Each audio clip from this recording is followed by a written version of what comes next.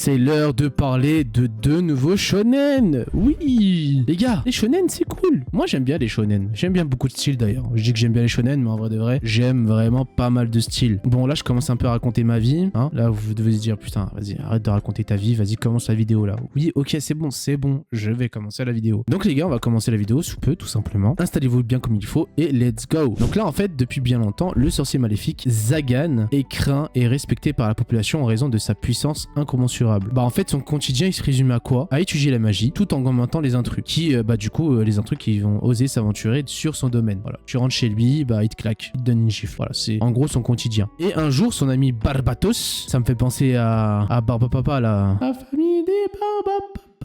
Ça me fait penser à ça, bref. Lui annonce que suite à la mort de l'un de ses archidémons, des enchères auront bientôt lieu au cours desquelles seront mises en vente les possessions du défunt. Curieux de ce qu'il pourrait y trouver, Zagan du coup va se rendre là-bas à la vente et il va jeter son défolu sur Nephi, une esclave elfe. En gros, il va avoir le coup de foudre. Voilà, hein, direct. Il va avoir le coup de foudre et il va l'acheter avec une très très grosse somme. Ni une ni deux, du coup, le mage dépense toute sa fortune pour acquérir la jeune femme, mais il est désormais confronté à un tout autre problème, c'est qu'en fait, il est maladroit, grossier et n'a aucune idée de comment s'y prendre pour interagir convenablement avec elle. Il est hyper timide. Il sait pas communiquer, quoi. Il a jamais eu de communication, le pauvre. En même temps, vu l'enfance qu'il a vécue, c'est un peu compliqué. Et du coup, en fait, la jeune femme, petit à petit, elle va s'attacher à lui et lui aussi va s'attacher à elle. Et voilà, on va voir un peu une histoire d'amour naissante qui va grandir, etc. Tout simplement, voilà. Après, il y aura de l'action, attention, c'est pas qu'un anime de love, il y a de l'action, il y a beaucoup de choses. Franchement, il y a beaucoup de choses. Donc l'anime se nomme Anne Archdémon Dilemma How to Love Your Elf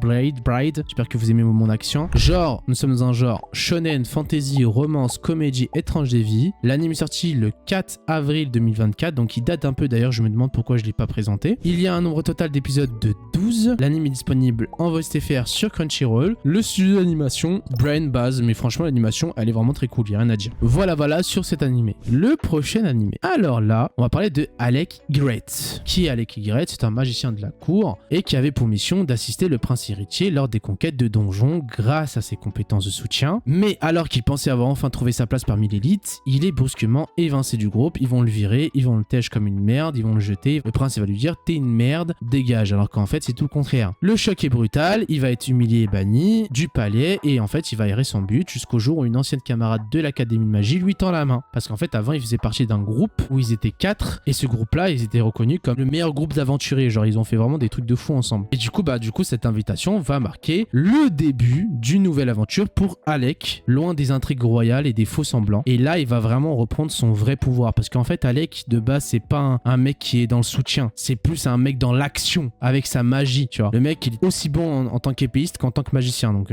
pour vous dire. Et donc voilà tout simplement, donc on va voir en fait du coup comment il va reprendre du poil de la bête dans son groupe avec ses amis de tous les jours parce qu'en fait ça a toujours été ses amis en fait. Donc l'anime se nomme The Banished Cour Magicad Aims to Become the Strongest. Nous sommes dans un genre shonen, fantasy, action et aventure. L'anime est sorti le 4 octobre 2025. Il y a un nombre total d'épisodes de 12. L'anime est disponible en voice TFR sur Crunchyroll et le studio d'animation c'est Geku. Pour le coup l'animation il n'y a pas grand chose à dire, c'est vraiment cool. Voilà les gars, ce sera tout pour cette vidéo. N'oubliez pas de liker, de commenter, ça me fait énormément plaisir et je vous retrouve la semaine prochaine pour une nouvelle vidéo.